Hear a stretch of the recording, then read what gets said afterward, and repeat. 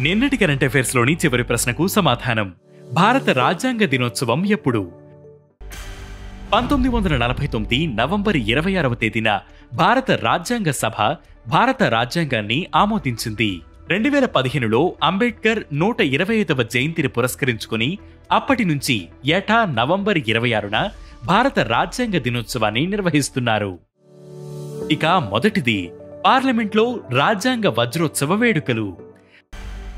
భారత రాజ్యాంగం ఆమోదం పొంది 75 ఏళ్లు పూర్తయిన సందర్భంగా పాత పార్లమెంట్ ప్రాంగణంలోని సెంట్రల్ హాల్లో రాజ్యాంగ వజ్రోత్సవాలను నిర్వహించారు.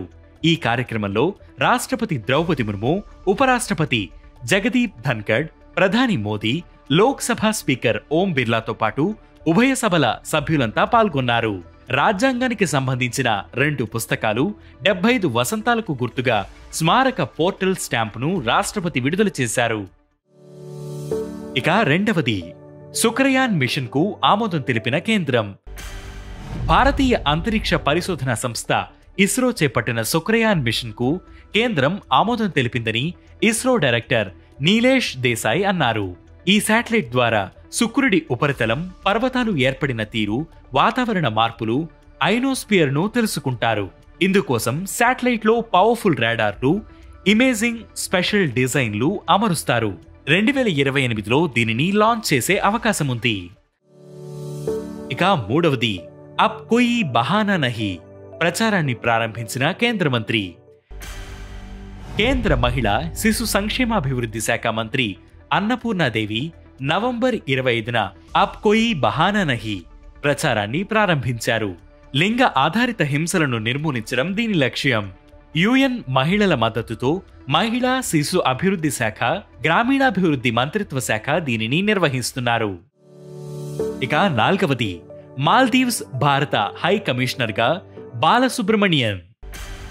1998 బ్యాచ్ కు చెందిన ఐఎఫ్ఎస్ అధికారి బాలసుబ్రమణియన్ రిపబ్లిక్ ఆఫ్ మాల్దీవ్స్ కు భారత తదుపరి హై కమిషనర్ గా నియమితులయ్యారు.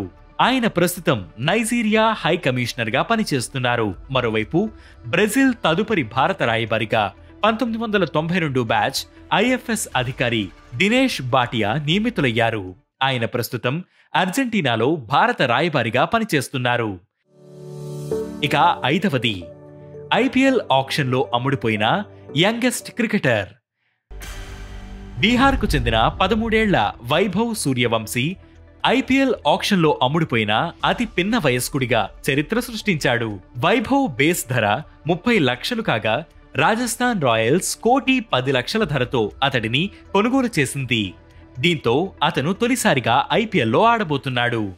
ఇక ఈరోజు కరెంట్ అఫైర్స్ క్వశ్చన్: ఏ రాష్ట్రాన్ని బ్రెడ్ బాస్కెట్ ఆఫ్ ఇండియా అని అంటారు?